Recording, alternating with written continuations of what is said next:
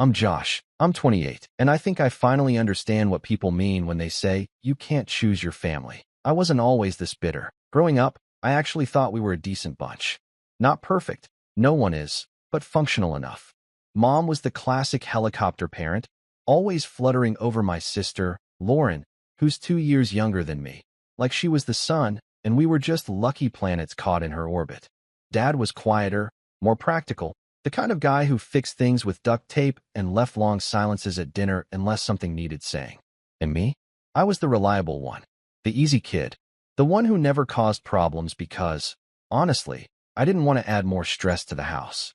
Not with how often Lauren needed rescuing from whatever mess she'd gotten herself into. She was dramatic, impulsive, a firework in a family of sparklers. If she ran out of gas 3 times in a week, it was because life is too short to check the fuel gauge.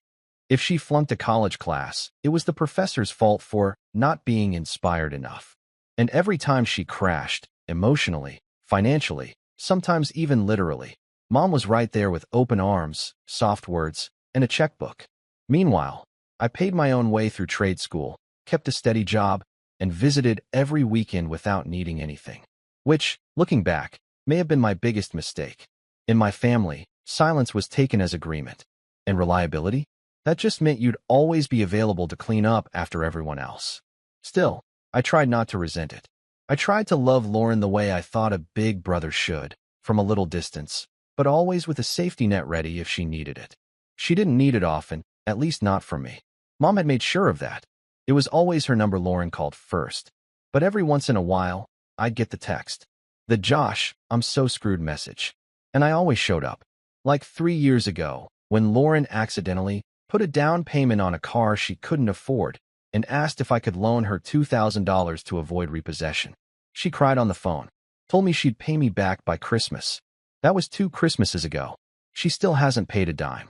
Every time I ask, she laughs like I'm joking or says she'll Venmo me soon. Mom tells me to drop it. She's your sister, she says, like that's a universal excuse for financial amnesia. So yeah, maybe I was already a little on edge when I got the text from Mom last week. Hey sweetie, just letting you know we're doing a small, private engagement dinner for Lauren this Friday. Just close family. Nothing big. I blinked at the message for a full 10 seconds. Engagement dinner? Last I heard, Lauren was still figuring things out with some guy named Max. I hadn't even met him. And now they were engaged? And there was a dinner? A small, private one that didn't include me? I replied, so, I'm not invited. Her answer came quickly. Too quickly. It's just a little thing, Josh. Nothing formal. Just a toast and dinner with a few people. We'll do something bigger later. That didn't sit right with me. We're a family of 4, and I've always been the first one they call when someone's in the hospital, when Dad needs help moving furniture, when Lauren forgets to book a vet appointment for her dog and needs someone to drive him last minute. And now I'm suddenly excluded from a private dinner because it's just a little thing? I didn't argue. I just said okay. But something twisted in my gut after I sent that. And I couldn't let it go. I debated all week whether to confront her or just show up. Not to cause a scene. That's not my style. But I had this growing suspicion, this gnawing sense that something was off. And it wasn't just the dinner. There'd been other signs lately. Family group chats I was no longer part of. Mom being evasive when I asked about holidays. Even Dad seemed distant when I dropped by, like he knew something and didn't want to be the one to tell me. Friday came. I finished work around 5, sat in my car outside my apartment for a full 30 minutes, debating. My phone sat on the passenger seat like a dare. I pulled up Mom's contact, hovered over the last message. Just a little thing. That phrase kept repeating in my head like a bad echo. Finally, I opened my Maps app, typed in their address, and drove. I didn't tell anyone I was coming. I didn't text, didn't call. I figured if it was really just a small, private dinner, I'd walk in, see them sitting around the table with 2 glasses of champagne, and feel ridiculous for being so paranoid. But that's not what I walked into. As I pulled up to the house, I noticed the street was packed with cars, some I recognized, some I didn't. I parked a block away, just in case. The porch light was on, the house glowed from every window, and I could already hear music playing from inside. Laughter, too. A lot of it. I knocked. No answer. I rang the bell. Still nothing. So I opened the door. I've never had to knock before. It's still my childhood home, and I have a key. but I guess part of me wanted to give them a chance to greet me properly. Inside, it was a full-blown party. Every aunt, uncle, cousin, and second cousin once removed was there. Tables with catered food. Balloons that read, "She said yes," in gold letters. A slideshow of Lauren and Max playing on the TV. People clapping and dancing. A stack of engagement gifts by the fireplace. I stood there for a solid 10 seconds, completely invisible. No one turned to look. No one gasped or said my name. They were too busy celebrating. And when my mom finally noticed me, her smile faltered for a brief, flickering second, just long enough for me to catch it. "Josh," she said, walking over with a forced laugh. "You came." I stared at her. "You said it was just a small thing." She blinked, already calculating. "Well, it sort of snowballed. You know how your Aunt Lydia is. Once she got involved." I didn't respond. I scanned the room. My sister was across the living room in a white lace dress, glass of champagne in hand, surrounded by friends and family, including people she barely talks to. She saw me and just smiled. Not a warm smile, not a guilty one, just smug. And then, just before I turned to leave, her 8-year-old son, my nephew, Jake, ran up to me, grinning. He looked excited to see me, so I crouched down, forcing a smile despite the tightness in my chest. "Hey, buddy," I said. "Didn't think I'd see you tonight." He leaned in close, looked around like he was about to tell me a secret, and then slid something into the inside pocket of my coat. A small envelope, like a folded note. "Mom told me to give you this," he whispered. I looked down at the envelope, confused. He was already scampering off. My heart started thudding a little harder. I walked to the downstairs bathroom, locked the door, and pulled out the envelope. What I saw inside made me freeze. I stood there, staring at it, my hand trembling slightly, my mind racing. And that's when something clicked. 10 minutes later, I stepped back into the living room, smiled, and slipped the envelope into someone else's bag instead. By dessert, the cops were at the door. I didn't move when the knock came, just stood near the back of the room, holding a glass of untouched soda like it was a prop in someone else's scene. The music didn't stop immediately. That took a moment. It wasn't until someone near the door called out, "I think the police are here," that the laughter cut short and the room froze mid-breath. You know that sound parties make when they're dying? The screech of silence trying to catch up with the noise? That's what it felt like. Like someone had yanked the cord out of the stereo and all the air with it. I watched it all from a distance. The confused faces, the glances, the instinctive shifting of blame. Mom's eyes darted from the doorway to Lauren, then briefly, subtly, to me. She didn't say anything, but the look was there, not fear, exactly. Just calculation. 2 officers stepped in. Polite. Calm. One male, one female, both in uniform but with that energy that says, "We don't want to escalate this unless we have to." "Sorry to interrupt," the female officer said. "We're looking for a Mr. Max Tillman." Max, Lauren's fiancé, raised his hand, halfway between confident and confused. "That's me." The officers moved toward him, lowering their voices as they spoke. I couldn't hear everything, but I caught fragments. Anonymous call. Matching serial numbers. Possession of stolen property. Max's expression shifted from curious to incredulous in seconds. "Wait, what?" "I don't even." He reached into his jacket on instinct, as if to show them there was nothing there. The male officer held up a hand. "Sir, can we check your bag?" "Just routine." Max looked over at Lauren, who was already pale. Her glass was trembling slightly in her hand. She didn't say anything, not a word. Just stared. Max opened the messenger bag he'd slung over a dining chair earlier. He pulled out a laptop charger, a planner, a set of keys, and then froze. "What the hell is this?" He held up the envelope I'd slipped into his bag. The same one that had been placed in my coat minutes earlier. The same one I'd opened in the bathroom. The one that nearly wrecked my life, and his. Inside the envelope were 5 crisp $100 bills and a tiny Ziploc bag of white powder. Small, but unmistakable. There was no logo, no branding, no hint of irony. It looked real because it was meant to. Max looked around the room like someone would explain it for him. Like maybe this was some kind of joke. But nobody laughed. "I swear to God, that's not mine," he said, turning toward Lauren. "Babe, what?" And that's when Lauren finally spoke. She pointed at me. "It was him," she said, her voice sharp. "Josh, I saw him putting something in your bag." The pivot was so fast, it knocked the breath out of me. I actually laughed, Not a happy laugh. A breathless, dry-chested kind of laugh that made people look. You saw me? I said slowly. You saw me from across the house. Put something in his bag? Even though you were outside taking photos with your friends. She blinked. I wasn't outside. You posted the photos, I replied. 10 minutes ago. Instagram story. I saw them.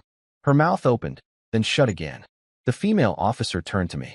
Sir, do you mind coming with us for a second? I nodded. Not at all.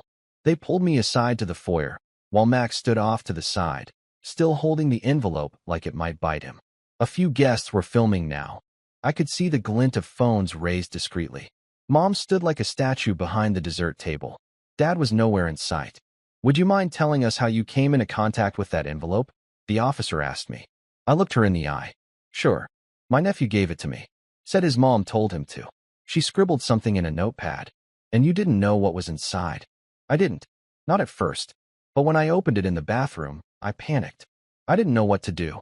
I figured it was a setup. A setup? I nodded. I wasn't even invited to this party. My mom told me it was a small family thing. I showed up, and everyone was here. Cousins, uncles, the whole extended family. And then suddenly, I'm handed an envelope filled with cash and powder. She raised her eyebrows. Why would someone set you up? I let out a slow breath. Because I'm not playing the role they want me to anymore. I didn't go into detail. Not yet. But the way she looked at me changed slightly. I could tell she'd seen setups like this before. Eventually, they let me go, for now. Said they'd be contacting everyone involved. Said they'd run tests.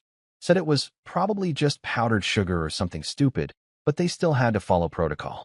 Said Max wasn't under arrest yet, but he might be asked to come in for questioning later. Said they'd be looking at the fingerprints on the envelope. And then, as calmly as they arrived, they left.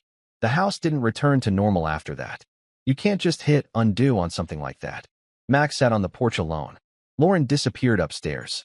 Half the guests made awkward excuses and left. The cake remained uncut. Someone muted the playlist, but forgot to turn off autoplay, so soft indie rock played through the silence like background music from a breakup scene. Mom finally approached me in the kitchen, her voice low and tight. What were you thinking? She hissed. I turned to her, eyebrows raised. What was I thinking? You humiliated your sister. You ruined her engagement dinner. I ruined it. I repeated, stunned. I nearly got framed. By her. And you're mad at me. She narrowed her eyes. She wouldn't do that. She already did, I said. And you know it. That envelope didn't get into my coat by accident. Her face softened, just a flicker. A crack in the mask. Josh. I shook my head. Don't pretend you don't know how she is. You've always protected her. Even when she lied. Even when she stole. Even when she hurt people. She's your sister. She's your project. I snapped, louder than I meant to. A few heads turned. And I'm just the spare tire in the trunk. Good enough when the car breaks down, but never worth keeping around otherwise. She recoiled. Like I'd slapped her. I walked past her. Past the guests pretending not to stare. Past the tray of untouched champagne flutes. Past the banner that read, Future Mrs. Tillman. Jake found me by the front door, his small hand wrapping around mine. Uncle Josh, he said, confused, eyes wide. Did I do something wrong? I knelt down. No, buddy. You didn't. You're just the messenger. I know that. He bit his lip. Mom said it was just a funny joke. Of course she did. I hugged him. Not for him. For me. Because if I didn't, I might have broken right there. Then I left. But that wasn't the end. It never is. Over the next few days, things spiraled. Lauren posted cryptic Instagram stories, quotes about betrayal, loyalty, and snakes in the grass. Mom went silent. Max texted me once. Can we talk? I didn't answer. I wanted to wait. To see what came next. And it came faster than I expected. The police called. The powder tested positive for actual narcotics. Not sugar. Not flour. The real thing. Not a huge amount. Just enough to raise questions. Max got a formal summons for questioning. I wasn't far behind. But I had something they didn't know yet. Something I found the morning after the party, when I checked my coat pocket again. The envelope was gone, sure. But tucked into the lining, barely visible under the seam, was something else. A receipt. A cash withdrawal slip. From Lauren's account. Same day. Same amount. $500. And scribbled on the back, probably forgotten, were the words, Josh, final warning. My hands shook when I read it. Not from fear. From clarity. Because now I knew. This wasn't random. This wasn't panic. This was a message. And for the first time in years, I decided I was going to send one back. If someone told me a year ago that my own sister would try to frame me with drugs at her engagement party, I would have laughed and called them dramatic. But now I kept a copy of that bank receipt folded up in my desk drawer like it was my only lifeline. Because in a way it was. After the party, everything cracked. The family chat went silent. No good morning gifts from Aunt Lydia. No how's everyone doing check-ins from Dad. Just dead air. I didn't even realize how much I relied on that white noise until it disappeared. Mom didn't call. Not even once. Lauren, of course, leaned in hard. She posted story after story about being stabbed in the back and learning who really has your back. One post had a picture of her and Max holding hands on the beach, with the caption, "You and me against the world. Not even blood can ruin that." Max looked tense in the photo, like he was trying to smile, but wasn't sure what for. And me? I didn't sleep much those first few weeks. I kept running through every detail in my head. The expression on Jake's face. The envelope in my coat. The taste of fake champagne on my tongue. The way Lauren looked at me like I was a bug under her shoe the moment I walked into her party. But what really ate at me was Mom. She knew. Deep down, she had to. She knew what Lauren was capable of. Knew what kind of games she played. But she still stood by her. Still whispered in corners instead of confronting what was right in front of her. It made me question everything. Not just the party, but my whole life. Every time I bailed Lauren out. Every time I kept my mouth shut. Every time I paid her bill or fixed her mess. I thought I was being a good brother. A good son. But I was just making it easier for her to walk all over me. And for Mom to pretend there was no problem. I hit rock bottom about 2 weeks after the party. The police had followed up. I gave them the receipt, the screenshots of Lauren's posts, and explained everything. Calmly, carefully, without bitterness. They listened. Took notes. But nothing moved fast. It was all, "We'll keep you updated. And this is still an ongoing investigation." Meanwhile, word got around. My boss called me into his office. "Josh," he said, hands folded on the desk. "I need to ask, is everything okay at home?" I've been working there for 5 years. Never late. Never caused trouble. But now I was a liability. I told him the truth, or the version of it that wouldn't make me sound insane. There was a misunderstanding at a family event. The police cleared me, but there's still fallout. He nodded, like he understood. But the way he looked at me changed after that. People at work kept their distance. No one said anything directly, but I could feel it in the silence. In the polite nods instead of real conversation. In the way meetings ended just a little too quickly when I walked in. And then, as if the universe wanted to make a point, my landlord raised my rent. "Market adjustment," he said, with the oily smile of someone who knew I wouldn't fight back. I remember sitting on the edge of my bed that night, looking around my one-bedroom apartment like I was seeing it for the first time. The cracked window pane. The secondhand couch. The fading posters from when I first moved in. Everything felt smaller. But something inside me, something I hadn't heard from in years, started whispering. Enough. I didn't have a plan yet. But I had the one thing I hadn't had before, clarity. My family had drawn a line in the sand.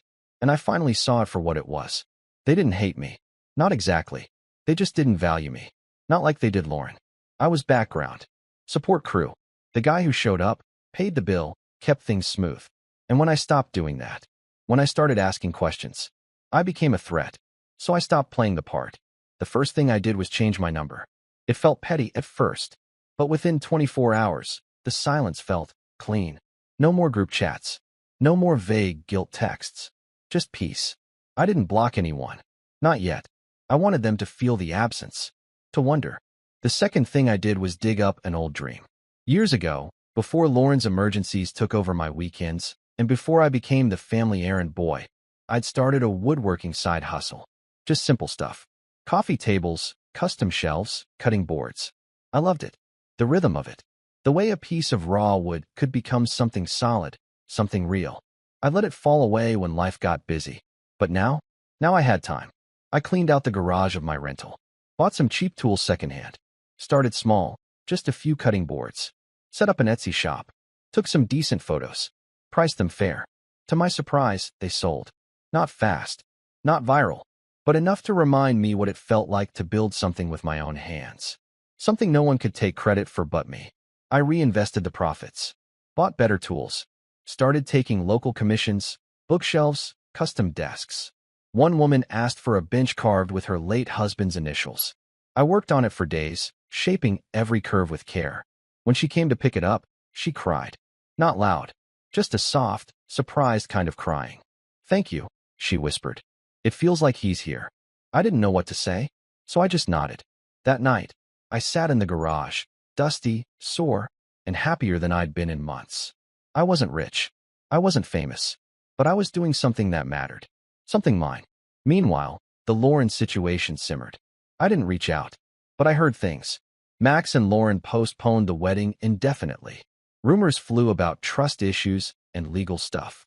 A few mutual friends unfollowed her on Instagram. Dad, the one family member who hadn't outright turned on me, sent a message through a cousin. "Tell Josh I'm proud of him." I didn't reply. Not yet. But I tucked it away, like the receipt. Because something was coming. Something bigger than just a family argument. It started with an email. From a private investigator. I was referred by someone who wishes to remain anonymous, it read. They said you might be interested in digging deeper into your sister's financial activities. Attached was a short report. It detailed multiple cash withdrawals from Lauren's account over the last 6 months, all in small amounts, all at irregular times. Combined, it totaled over $10,000. A lot for someone who was supposedly broke. More than that, there were flagged transactions, deposits made under different names, transfers to an account registered in a different state. It didn't make sense. Unless Lauren had been planning this for a while. Not just the frame-up, but something bigger. That was the moment I realized the engagement dinner wasn't the main event. It was just the opening act. And whatever Lauren was hiding, whatever Mom was helping her cover, went deeper than I'd thought. I didn't want revenge, not at first. I just wanted peace. But now I wanted the truth. Here's the thing no one tells you about revenge. When it's real, not petty, not loud, but slow and deliberate, it doesn't look like fireworks. It looks like silence, patience, a calendar full of crossed-out dates, a spreadsheet, a list of names. It starts in your gut and ends in your bones. After the investigator's email, everything clicked into place like the last move in a chess game I didn't realize I'd been playing for years. Lauren wasn't just chaotic. She wasn't just impulsive or dramatic or entitled. She was strategic. She was dangerous. And worse, she was sloppy enough to get caught. The envelope at the engagement party, that was never just a warning. That was a test. If I'd taken the fall, it would have bought her time. Time to do whatever she was planning. And if I didn't, if the setup failed, well, maybe she thought I'd do what I always did. Shut up, stay quiet, and fade away. But this time, I wasn't fading. I started by organizing what I had. I printed everything. The receipt Jake had stuffed in my coat, Lauren's Instagram posts, text logs, screenshots of comments, police report copies, even my landlord's market adjustment letter, just because it annoyed me. I laid it all out on my workbench one night, like a jigsaw puzzle made of secrets. And then I started mapping the pattern. Lauren's financials were messy, dozens of cash withdrawals, multiple account names, and then something that didn't make sense at all. She'd co-signed a loan. A massive one. For a business. A catering company, of all things. Registered under her fiancé Max's name, but with her email and phone number listed as primary contacts. I cross-checked the company's website. It was basic, just a homepage, a stock photo of a charcuterie board, and a contact form. But when I dug into the domain registration, I found something that made me sit down. The contact email used to buy the domain was mine. Well, not exactly mine. It was a Gmail address that looked almost identical to my personal one, a single letter off. Same first name, same last initial, same numbers. It looked like a typo, but it wasn't. Lauren had created a ghost account in my name and used it to co-sign digital paperwork. I checked with a friend who works in cybersecurity. She walked me through how easy it is to forge digital signatures on basic platforms, especially when the proof is just a click-to-sign doc with an email verification. If I hadn't stumbled into the envelope setup, this whole business could have been dumped in my lap the second it started going under. And based on the loan terms, it was going under. Fast. The monthly payments were brutal. The interest rate was absurd. Whoever had signed this loan was either desperate or planning to default from the start. My guess? Lauren was planning to bankrupt the company, disappear the money, and pin it on Max or me. Whichever one was more convenient. That's when I knew I needed help. Not just legal help. Personal help. Someone who'd believe me. I reached out to Max. I didn't want to, but he deserved the truth. We met at a coffee shop on a rainy Tuesday morning. He looked tired, like he hadn't slept in a week. "You got my message," he said. "I did," I replied. "And I have something you need to see." He didn't touch his coffee as I slid the folder across the table, just stared at the documents like they were in another language. When he finally spoke, his voice cracked a little. "She used my name for the business?" "Yours and mine," I said. "She forged a parallel email account with my info. The paperwork is fake. But the debt? That's real." He buried his face in his hands. "She told me her mom helped fund it." I snorted. That'd be news to Mom. She still Venmos Lauren $20 at a time for gas money. He laughed. Once. Bitterly. Then he looked up. "Why are you showing me this?" "Because you need to get out now," I said. "And because I'm not just clearing my name. I'm exposing her." He hesitated. "You think she'll go quietly?" "No," I said. "But I'm not giving her a choice." Max leaned back in his chair. He didn't say yes. But he didn't walk away either. Over the next few weeks, I built my case. Max pulled his own records, texts, emails, business registration forms. We found dozens of signatures that didn't match his handwriting. IP addresses from Lauren's house. In one email chain, she even forgot to switch back to his tone of voice. She signed off an email with TTYL, then corrected it in a follow-up. Sloppy. But that was her weakness. She thought no one would check. I consulted a lawyer, a quiet one, recommended by my woodworking client, the woman who cried over her late husband's bench. The lawyer's name was Carolyn, and she didn't smile much, but when I laid everything out, her eyebrows twitched. "You're sitting on a potential fraud case, identity theft, and defamation," she said, flipping through the pages. "She forged your signature, attempted to frame you, and implicated her fiancé in a business scam. What happens if we go public?" She smiled then, just a little. "We don't go public. We go legal. And when the time is right, we let her destroy herself." We filed paperwork quietly. Carolyn had me draft a sworn affidavit, notarized, outlining every detail, from the engagement party to the forged emails. Max did the same. We sent them to the bank that issued the business loan, the Secretary of State's office, and the local authorities. Slowly, carefully, piece by piece. Then I took it a step further. I filed a fraud alert with the credit bureaus under my name. Froze my accounts. Set up two-factor on everything. I wasn't just playing defense anymore. I was sealing the gates. And then came the final step. The setup. I threw my own party. That probably sounds insane. But hear me out. It wasn't a real party, more like a staged one. I called it a networking mixer for local craftsmen and small business owners. I rented a community center hall for an evening, printed a dozen fake business cards with various logos, and even made a fake email newsletter blast. I used it as a trap. I invited Lauren. Through Mom. "Josh is finally doing something with his woodworking," I said in a voicemail. "Just a small get-together. Nothing serious. Tell Lauren if she wants to bring Max. I won't make it weird." I knew she'd take the bait. She couldn't resist an audience. The night of the mixer, I set everything up like a set for a play. Informational booths. Light snacks. A sign-in table with clipboards that led nowhere. A projector screen looping a slideshow of client projects. All stock images and photoshopped benches. It didn't matter. This wasn't for the guests. It was for her. She arrived 30 minutes late, of course. Max didn't come. She floated in wearing a pastel blazer. All smiles and fake business energy. "Oh my God, Josh. This is amazing." I played it cool. "Glad you made it." She wandered the room like a queen visiting the peasants. Asked questions she didn't care about. Dropped buzzwords she didn't understand. And then, right on cue, she cornered me near the coffee table. "You know," she said, sipping from a paper cup, "I've been thinking maybe we should partner." I raised an eyebrow. "Partner?" "Yeah," she said brightly. "You've got the hands-on stuff. I've got business connections. We could expand. Get investment. Maybe franchise." "Franchise." She actually said franchise. I took a breath. "Lauren, what exactly do you think I'm doing here?" She blinked. "What do you mean?" "This whole event. It's a test. For you."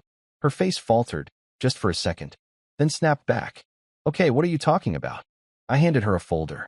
Not the one with the evidence, a different one. This one was empty, but it looked official. Inside are copies of contracts, filings, witness affidavits. I said, "You forged my signature. You tried to frame me. And now, you're standing here, offering to go into business again like nothing happened." She opened the folder, saw the blank pages, and looked up, furious. "You're bluffing." I leaned in close. "No," I said. "I'm giving you a chance. Walk away.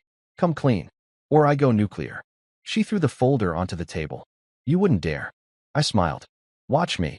Lauren didn't walk out of the mixer that night. She stormed out, clipped heels slamming against linoleum, blazer flaring out behind her like a cape of righteous indignation. But she didn't make a scene. Not a big one. No screaming or flailing or throwing drinks. Because deep down, I think she already knew she'd lost.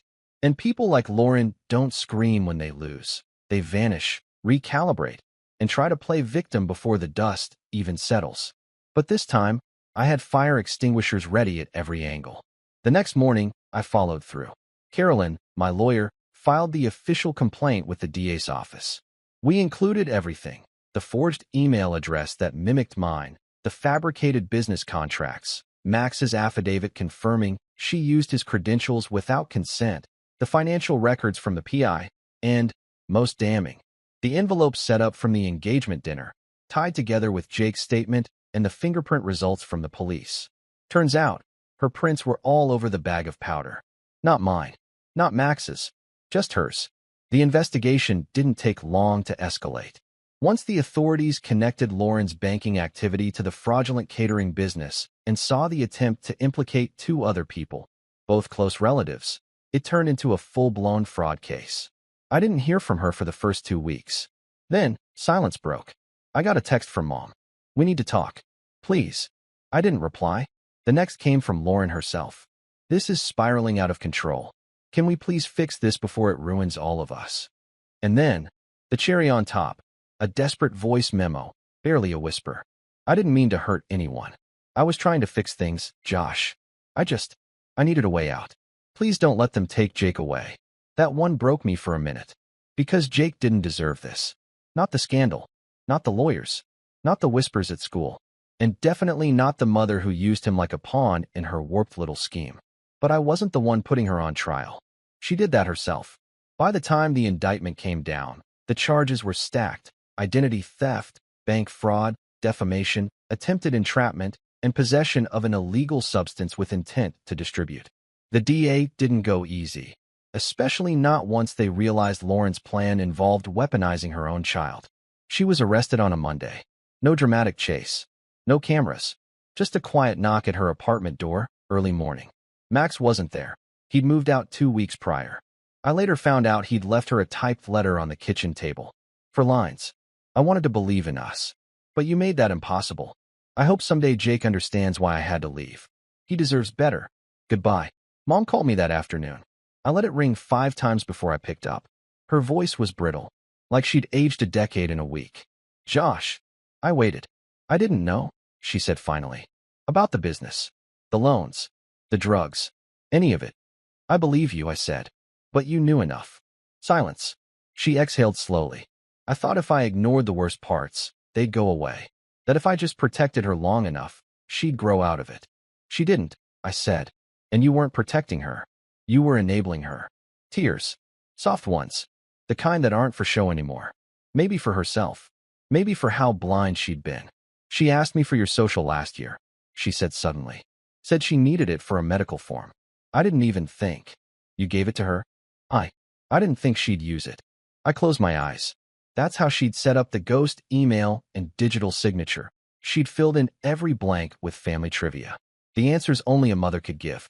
"I'm sorry," Mom whispered. "For what?" "For not being the kind of mother who protected both her kids."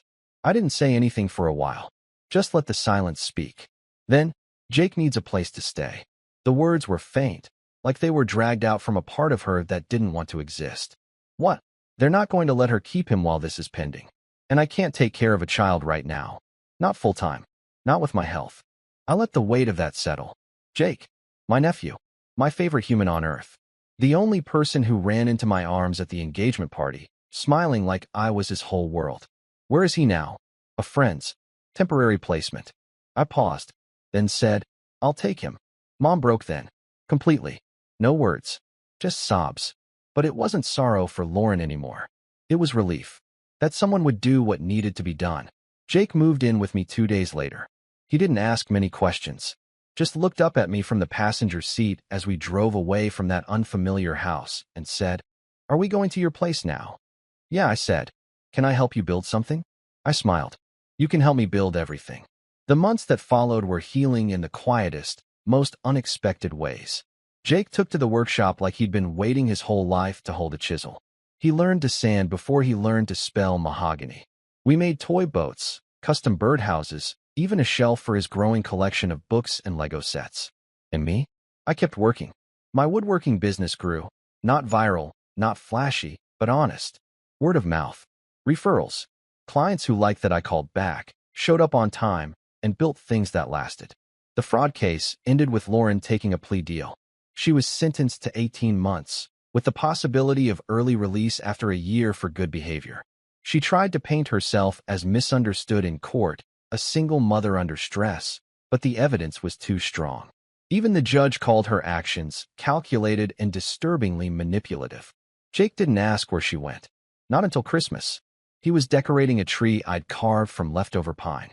A little crooked, but we loved it. Is Mom gonna visit? I crouched beside him. Not this year, buddy. He looked down. Okay. Then, after a pause, can we still send her something? I nodded. Yeah, we can do that. We wrote a card. Kept it simple. Jake drew a smiling snowman and signed his name in big block letters. I wrote 2 words under it. Be better. We mailed it on Christmas Eve. The fallout from Lauren's choices spread far, but not wide. Most of the family backed away slowly, unsure how to engage with the mess. Dad sent me one email that just said, You did what none of us could. Aunt Lydia, who once threw a fit over who got to carve the Thanksgiving turkey, sent a package of cookies and a note that said, You're a better man than most. Mom stayed quiet for a long while, but I could feel her trying. She showed up once a week. Always brought something for Jake. Puzzles, books, little wooden figurines she thought he'd like. Never overstayed. Never pushed. Eventually, she asked me if I hated her. I told her the truth. No, but I don't trust you yet. She nodded. That's fair. And then, softly, Thank you for not turning your back on him. I didn't say anything. Just sipped my coffee. Because the truth is, Jake saved me just as much as I saved him. He gave me a reason to rebuild. A reason to wake up with purpose. And every time he ran into the workshop, holding a new idea, I remembered who I was. Not the guy who got sidelined by his own family. Not the one who was left out of dinners and plans. But the man who built something from nothing and made it matter. Last week, Jake and I finished a project together, our biggest yet. A custom bench, carved from reclaimed oak. It was wide, solid, with an inscription we designed together. It read, Truth holds. Lies collapse. He asked if we could give it away to someone who needed it more. We donated it to the courthouse downtown. They put it in the waiting room, the same one where I once sat, wondering if anyone would ever believe me. I stood in front of that bench today, hand on Jake's shoulder, and smiled. Because in the end, the best revenge wasn't the conviction. It wasn't Lauren's fall. It was the simple, undeniable fact that I had risen. And she couldn't touch me anymore.